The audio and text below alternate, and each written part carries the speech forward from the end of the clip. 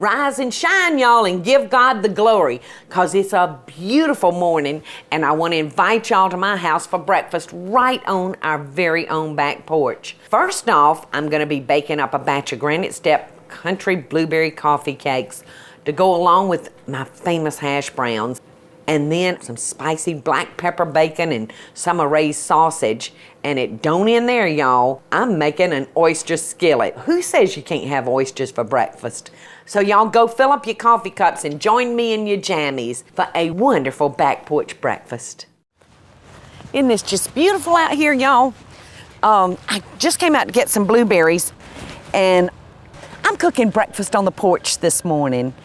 And I don't know if y'all have had the opportunity to see the property that Michael was born and raised on, lived all his life.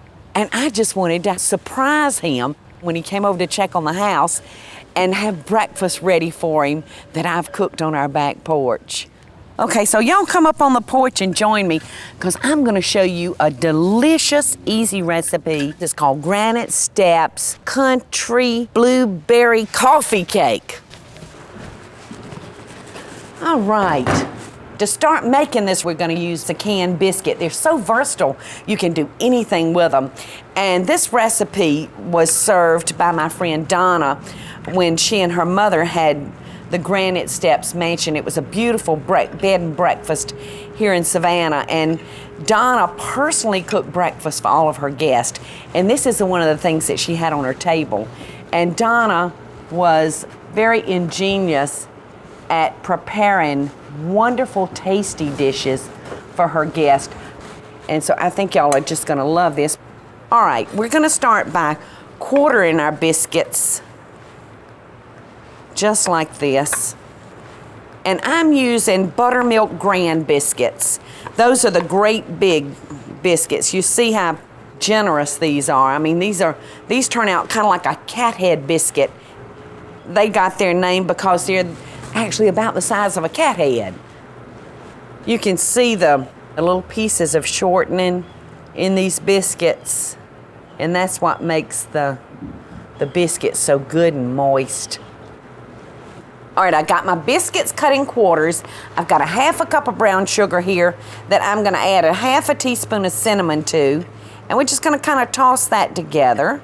Just make sure that cinnamon gets kind of equally mixed up in that brown sugar. And, you know, no coffee cake is a coffee cake without a stick of butter. So that's what I've got here. Now we're gonna take our biscuits, dip them into our butter, and then dip them into our brown sugar and lay them down into our greased casserole dish. Can't get any easier than this, can you? Like I said, I think a canned biscuit is probably one of my favorite convenience foods, and I remember my grandmother did adore when they came out with a canned biscuit. She was thrilled because, in spite of the fact that she was a grand cook, she never really mastered breads until she was well into her 80s, and then she took up bread making. This smells totally divine right here. All right, that's gonna finish off our biscuits. Now I'm gonna measure out a cup and a half of these beautiful blueberries. And I did wash these before I brought them back. All right, so we're gonna put a half a cup of sugar over a cup and a half of blueberries. And we're just gonna toss that together. And I'm gonna put a half a cup of oatmeal, which makes this the healthy dish. Because everybody knows that oatmeal is good for you, right?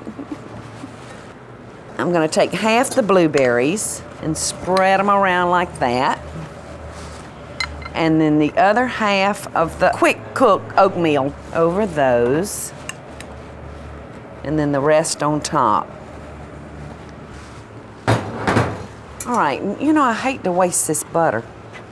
I think I'm just gonna drizzle it on top. I don't think probably Donna called for that in the recipe, but I can't waste that butter. All right, it's ready to go in the oven. We're gonna put it in a 375 preheated degree oven, and we're gonna bake it for about 20 minutes because everything's really done in it except for the biscuits. So we're gonna stick these in here And then I've got some potatoes over here. I'm gonna show y'all the hash brown potatoes that I used to make when I opened the Lady. So I'm gonna show y'all how to do those, and then we're gonna come back and we're gonna taste that coffee cake. Oh, and to go alongside of that coffee cake, y'all know I'm just a nut over savory and salty. I've got some black pepper bacon and some of the most to die for homemade sausage from Ray's Butcher Shop on Montgomery Street here in Savannah. It's gonna be so good with that coffee cake. So I'll see y'all in a minute. I so hope y'all are enjoying the show. And if you do, be sure to click like, subscribe, and the notification bell so you'll never miss a video. And we'll be right back after the break. I'm getting this breakfast pulled together so quickly, much quicker than what I thought. And I think that our coffee cake is ready to come out. This is a little tricky. Ooey, ooey. Doesn't that look good? Look at those biscuits puffing up through there. All right, now to go with this wonderful coffee cake, I've got some black pepper bacon and I got some homemade sausage from Ray's Butcher Shop. They have the most wonderful fresh homemade sausage that you've ever eaten, and it's gonna be so good to eat along with that. And I'm gonna give these a little cut, and I'm gonna go ahead and throw them over here on our griddle. All right, I think now I'm gonna put a little bacon on right here.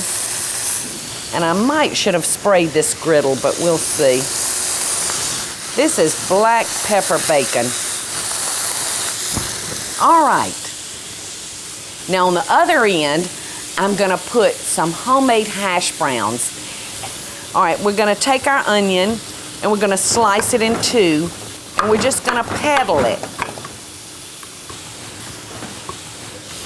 All right, and I'm gonna drop our onions right here. And this is a great recipe to use with like leftover baked potatoes the night before. Those make great hash browns because they've got all that seasoning in them. All right, we've got our onions going. Now we're gonna add our potatoes that I've thinly sliced, and you can see that I've used my favorite potato in the whole entire world, and that's a little red potato. We're gonna just put those right down there on top of our onions. And I'm gonna sprinkle them with a little house seasoning, which is our salt, pepper, and garlic powder. And then I'm gonna sprinkle them with a little paprika. And this is really just for color, to help them brown nicely. All right, let's get in here and check this bacon. I think some of our bacon is ready. Now you can keep your bacon on as long as you like, if you like it crispy. I actually like mine a little soft in places like this one. You'll see that it's not all the way completely crisp. And these little griddles are great. All right, everything over here is doing great, and you can see those potatoes, how wonderful they're looking. And our onions are getting nice and almost kind of charred looking. They look delicious. So while that's cooking, I think it's time to taste our coffee cake. So let's see what we've got here. Oh. You can see I've got a little bowl of fresh whipped cream hiding back here behind everything for my coffee cake. This looks just heavenly. And you know, blueberries are really so good for you. They're an antioxidant, but they say blueberries slow down the aging process. So I might need to fix this every morning. So let's see what we've got. Oh my goodness. I feel myself getting younger, y'all. All right, I've got to quit eating that country coffee cake and get this up before it overcooks. Look how good the sausage looks.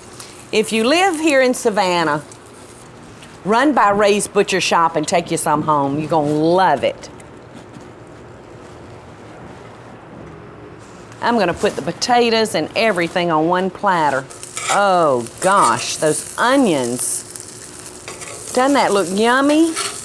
Now if you were just cooking this in a skillet and you didn't have all your bacon and sausage to give you your seasonings. You could just cook this in some bacon grease or maybe just even a little butter. Or if you're worried about it, maybe just a little vegetable oil. All right, now I'm gonna top these with just a little spring onion. Just gonna take my scissors and give them a few snips. All right, I've got to take a few minutes to clean up my griddle, and when I come back, I'm gonna show you girls another secret. And I'm saying girls because the next dish is oyster skillet. Now, I don't know about you girls, but I like to take every opportunity I can to feed my man oysters, even at breakfast. So y'all come back. I hope y'all are enjoying the show, and I want to hear from you. Tell me what recipes or videos you'd like to see me make by just leaving a short comment below. Now, let's get back to the show, y'all. All right, girls, are y'all ready for that love potion breakfast recipe? We're gonna start by using fresh oysters. Now, you can buy these at the grocery store, already shucked and in the oyster liquor. Now, I'm gonna drain these because they'll make our dish too soft if we don't. And I'm gonna pat them dry with a paper towel. Oh, they smell so good. All right, let's see. Now I got that liquor off. Now, if I wanted to, I could actually save this liquor and make a pot of oyster stew for supper, but I think I'm gonna be through with the oysters today. So we're just gonna let those drain. Now I'm gonna take 8 eggs and we're gonna whip these up. And you'll wanna make sure that your eggs are at room temperature. They make a real nice scrambled egg if they're not real cold. And I've got these at room temperature. All right, I'm gonna spray our skillet. And I'm gonna melt a half a stick of butter. And this little stove does the job. And I'm gonna beat up our 8 eggs. And I'm gonna use a whisk on them so they can get nice and frothy. And I'm gonna add about 1/4 of a cup of beer. Now, you know a man can't resist oysters or beer. And you put the two together and you know you got a winner. And I'm gonna add about a tablespoon of Texas Pete. Now, you can add more if you like. And I'm gonna add 2 teaspoons of garlic powder. All right, we're gonna throw our onions in our butter. And I'm just gonna cook them until they're kind of translucent or soft. But it won't take long because our skillet is really nice and hot. All right, now I'm gonna drop our oysters in, and I'm literally gonna let them cook for about 30 seconds. Oysters cook very quickly. Don't those look delicious down in that butter and onions? And you can see how the liquor from those oysters are cooking out. Okay, now I'm gonna take our eggs and I'm gonna just pour these over our oysters. And you notice that I've opted not to put any salt in this recipe, and that's because the oyster liquor is already really salty because of the seawater, so you can always add some to it, but I prefer right this minute not to salt it. All right, to finish this up, I'm gonna put about 1 cup of shredded cheese. And that's a Swiss cheese now that I've grated up. The Swiss cheese and the beer goes very well together. All right, now to finish this, I'm just gonna cover it and put my temperature as low as it will go. And I'm gonna let it continue cooking for about 15 minutes, maybe 20. All right, while it's cooking, I'm gonna just chop us a little parsley, just strictly for color. And I think I will add some diced tomatoes on it because down south, we love a good ripe sliced tomato. All right, so I'm just gonna dice up some tomato and I'll just put it on top of our oyster skillet.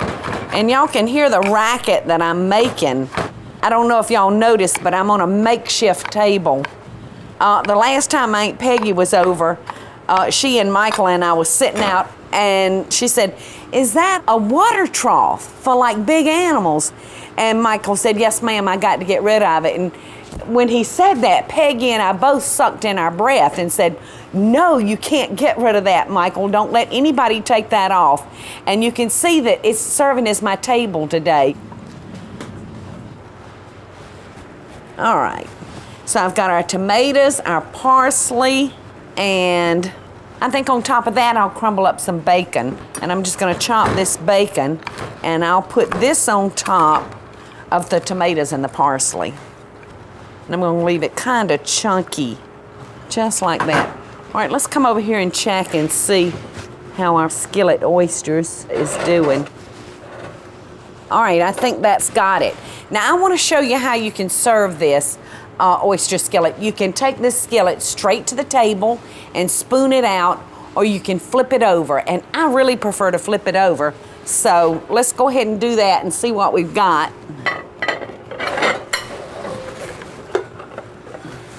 Oh, look how pretty that looks.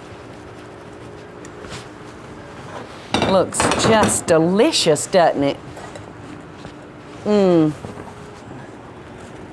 Now I think I'm just gonna toss it with the tomatoes and the parsley. Looks too delicious.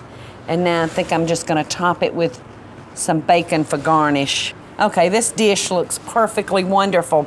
And just a couple of minutes ago, while I was on break, my phone rang, and it was my niece, Kari, and my girlfriend-in-law, Amanda. Apparently they smelt me cooking out here, and they said, well, 3 of us are gonna come eat with you. So instead of Michael showing up on time, I think the girls are gonna be here. So y'all come back, I'm gonna spread all this food out for these 3 pretty girls, and I guess I'll have to fix Michael a plate and stick it on the side, because if I don't watch them, they'll eat it all. So y'all come on back. I've got some tips for you, and then I'll be saying adios for another day. I so hope y'all are enjoying the show. And if you do, be sure to click like, subscribe, and the notification bell so you'll never miss a video. And we'll be right back after the break. Before we leave today, I want to talk with y'all a little bit about the benefits of fresh fruit juices and vegetable juices. You can change them around, you can change your flavors around so easily with one of these juicers. Like this morning, I'm gonna fix me some orange juice and carrot juice. Now, I would never, ever drink just carrot juice, but when I mix it with the oranges, it's gonna be delicious, and I'll barely even know that I'm having carrot juice, but I'll get all the benefits from it. So, okay, here we go.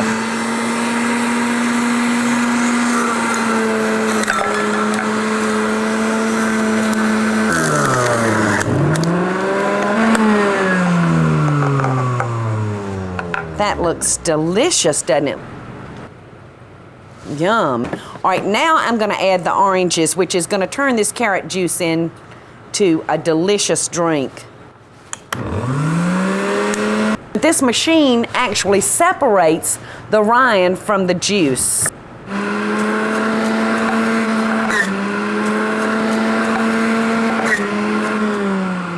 All right, you can see that I decided to add a few strawberries in there. And I'm gonna fill these glasses up about halfway, and I'm gonna be making 2 different drinks here.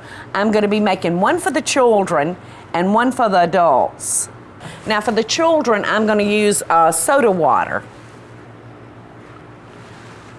And for the adults, I'm gonna use champagne. It really, really looks good. So here's to you. If you can't eat your vegetables, at least drink them. I've had a great time today out on my back porch cooking up this breakfast, and I was so glad when Kari called. And I think they're going to enjoy this Granite Steps country muffin something. Anyway, a blueberry coffee cake. I promise, girls, it's much easier to make than it is to pronounce the name. And I've got the oyster skillet, and I've got the black pepper bacon, and the homemade sausage that's just out of this world, and of course my hash browns. And while I'm introducing food, I'd like to introduce these pretty young ladies. This beautiful girl right here is my girlfriend-in-law, Amanda, and this is my niece, Kari, and this is their friend, Emily, And I heard you just had a fabulous wedding, Emily. It was great. Well, Kari said that they had a ball. Well, anyway, who's ready to eat? I am. I am too. So until next time, America, it's Paula Deen here, wishing y'all best dishes, hugs, and kisses from my table to yours. All right, dig in, girls. Hey y'all, it's Paula Deen. Now, if you enjoyed this video, be sure to like it and click the subscribe button as well as the notification bell to be alerted when I post a video. Love and best dishes, y'all.